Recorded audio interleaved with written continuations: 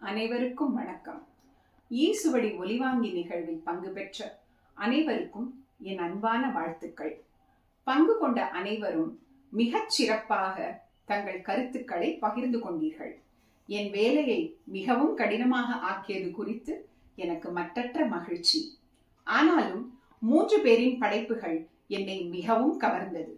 அதற்கான காரணங்கள் அவர்களின் பெண் உரிமை மற்றும் சுதந்திரம் குறித்த பார்வையும் அதற்கான தீர்வுகளையும் வெகு அழகாக புரிய வைத்தார்கள். அதன் அடிப்படையில் என் தீர்ப்பை வழங்கியுள்ளேன். இவர்களை தவிர 2 பதிவுகள் மிகவும் சிறப்பாக இருந்தது.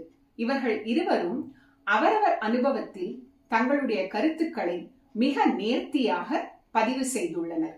அனைவருக்கும் என் சுதந்திர தின நல்வாழ்த்துக்கள். எனது அன்பு சகோதரி கனிமொழிக்கு என் நெஞ்சார்ந்த நன்றிகள். வணக்கம்.